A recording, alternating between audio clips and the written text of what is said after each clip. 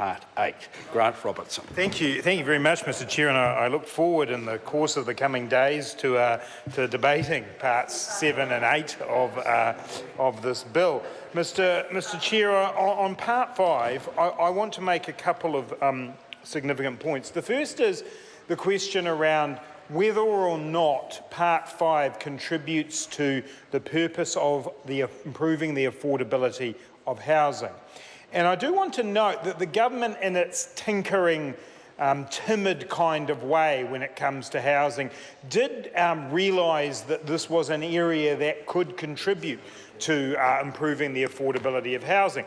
In the 2015 budget speech, when Bill English introduced the Bright Line measure that we discussed earlier in Part 4, he also introduced the foreign buyer register, which I'm going to come to in a moment.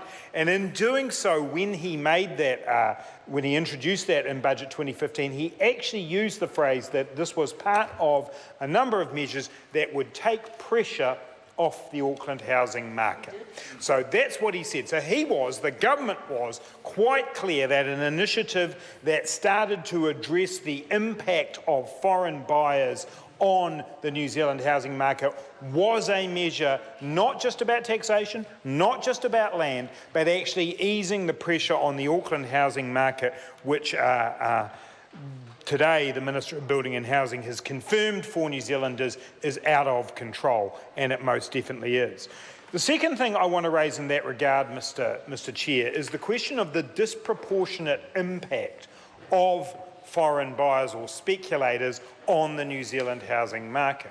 Because the kind of people who are involved in this level of speculation are prepared to pay well over the odds for housing, which pushes the prices up overall and has the effect of pushing first home buyers out of the market. And I want to give an example from here in Wellington, from somebody that I know who had been living in a house, a rented house in a Wellington northern suburb, who had to leave the house because it was sold from under them and the rent was put up. The reason the rent was put up was because the house was sold to an offshore buyer for some $500,000 over the valuation, the government valuation that it had.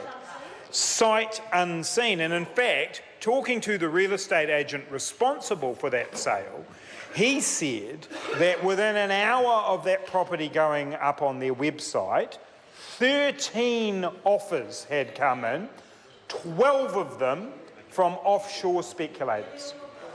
12 of the 13 offers came in from offshore speculators, and someone at the end of the day was prepared to pay for a house worth about $700,000. They were prepared to pay $1.2 million.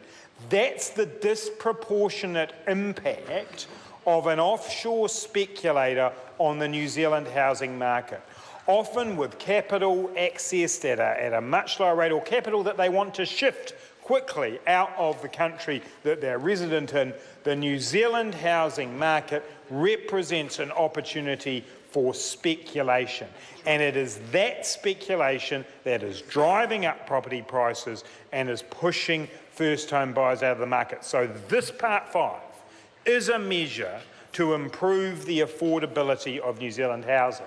Now, the question does remain, what is the extent to which it will improve the affordability of housing?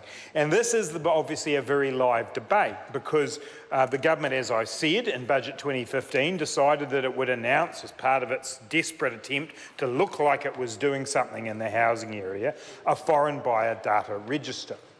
And we've now seen a couple of releases of information from that register, but they do not give the full picture. So the government likes to tell us that foreign buyers, according to their data, represent 2 or 3% of the buyers in the market.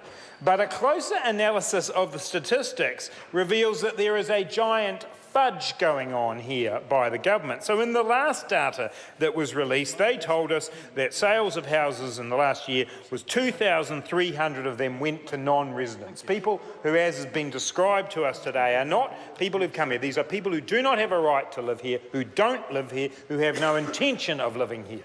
Except that's not quite what the government's done. because in addition to those 2,300 non-residents, another 5,700 properties were purchased by, Mr Chair. Grant Robertson. That's very good. Nice. Thank you very much, Mr Chair. Which means another 5,700 were, good people were stretching their legs without saying anything. It's excellent. Good work. So a further 5,700 were bought by people on temporary visas, including students. These are people who do not have the right to stay and live in New Zealand on a permanent basis. So if we add together the 2,300 that were bought by non-residents as defined by the government to the 5,700 that were bought by non-residents and people on temporary visas rather, that actually amounts to 13% of the total sales. Well in excess of what the government is admitting, and quite clearly having a major impact on the housing market and the price and affordability of housing. So what's the government's response to the fact that they brought in a foreign buyer data register, that there was pressure on them about this? Their response is twofold. It's to put out dodgy numbers and to call anyone who raises the spectre of this as an issue xenophobic. Well, Mr Chair, that is ridiculous. It is typical of this government putting its head in the sand about housing issues rather than facing up to the impact of them. So when we have a situation where yesterday the average house price in Auckland hits $1 million and the government says the housing market is out of control, but they've got no plans to change it, that isn't on. It's a government in denial now, pushing housing further and further out of the hands of New Zealanders.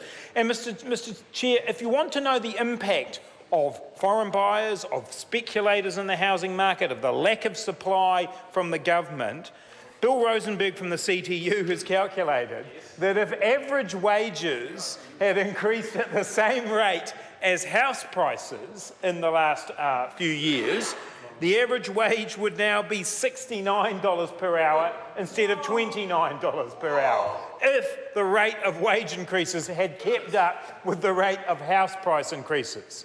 It's out of control, Mr Chair, and it's being fuelled by people who look from overseas at the opportunity for a speculative gain in the New Zealand housing market. Exactly, and why wouldn't they? In an environment where there are few rules around them, where all around the Pacific area, all around the world, countries have said our priority is to make sure the people who live here, who are resident here, have the first chance to get themselves into housing. That's the priority. Australia does it. Other countries within the TPP have carved out the right to do this. Vietnam, Malaysia's got it, China's got it, but New Zealand doesn't, Mr Chair. And Mr Chair, that is a failure on behalf of this government because they have simply decided to wish the problem away. Well, Part 5 of this bill offers the opportunity for the government quite clearly to take on board a policy that will improve the affordability of housing. In my time remaining, I want to make one thing very clear. And that is that this is about, and this is important for us on this side of the House, this is about the purchase of existing housing. Because we do need to add to the supply of housing in New Zealand. And we do know that some of the good positive developments in housing that have been taking place in Auckland have actually been funded by money from offshore. But that's new housing, that's adding to the stock. It's helping to solve the problem. Speculating on existing housing, driving up the prices, does nothing to solve the problem, it makes the problem worse. And that's what Part 5 of this bill aims to address. People with no interest in moving here, people with interest only in speculation. So I want to make it clear, that's covered here within Part 5, the new 17AC3 within Part 5, covers off the fact that if people are going to add to the housing stock, create new housing, that is a good thing and can be managed within the regime that we have. But if all they're interested in is speculating, driving up housing prices, pushing young New Zealanders out of buying their first homes, then that's got no place. This is one aspect of a comprehensive plan for housing, along with building affordable housing, along with increasing the stock of state housing, and along with fixing the homelessness crisis. We have the comprehensive plan over here. Here's one part of it. Here's a chance for National. Step up, vote for this, do something instead of sitting on your hands. Mr. Chair.